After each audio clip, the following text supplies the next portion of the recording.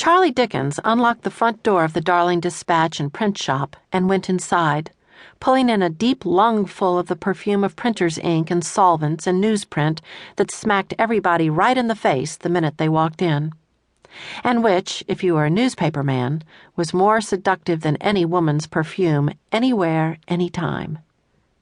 His father, who had owned the Dispatch before Charlie took it over, always said that once you got that smell in your blood, and on your hair and your clothes, you were a goner.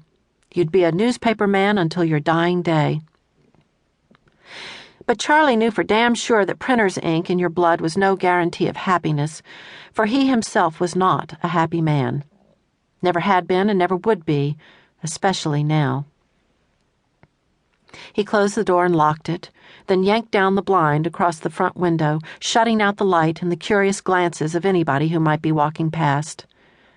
Of course, everybody knew that the Dispatch and Print Shop was closed on Saturdays, but the building was on the town square, right on Franklin Street, with Hancock's Grocery and the Palace Theater to the west, Musgrove's Hardware and the Darling Diner to the east, and the courthouse across the street.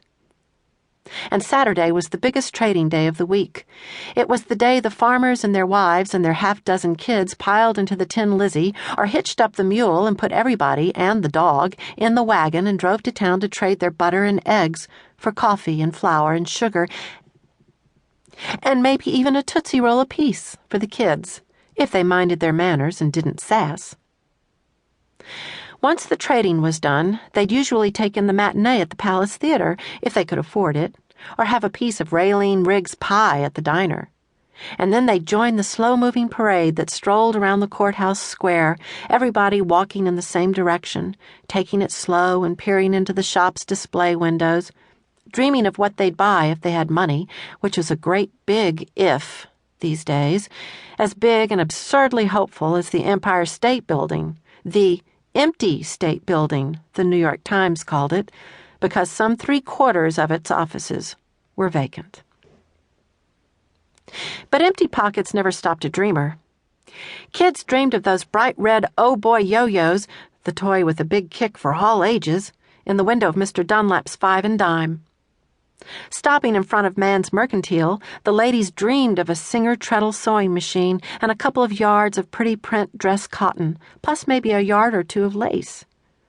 The men stood with their hands in their empty pockets, gazing through the window of Kilgore's Dodge dealership at the classy maroon 1932 Dodge with its L-head 8-cylinder engine and downdraft carburetor, imagining themselves racing that powerful machine down the Jericho Road at 70 miles an hour, the wind in their faces, their cares and despairs left far behind. Dreaming, dreaming, dreaming. Dreaming was free, so people could dream big. But the Darling Savings and Trust had closed the day before, and the whole town was out of money, so nobody was buying anything they absolutely did not need, which meant that nobody was selling very much of anything either.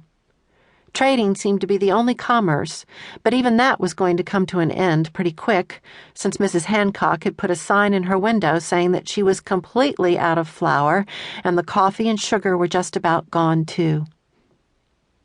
The matinee seats at the Palace Theater were empty. There was a row of empty stools at the diner, and the parade was taking it slow around the square. Everybody peering into the display windows, everybody dreaming, and no doubt wondering if they'd have any money in their pockets ever again. Not bothering to turn on the lights, Charlie Dickens walked around the long wooden counter to his desk. He was temperamentally opposed to being on display, Saturday or any day, but especially today.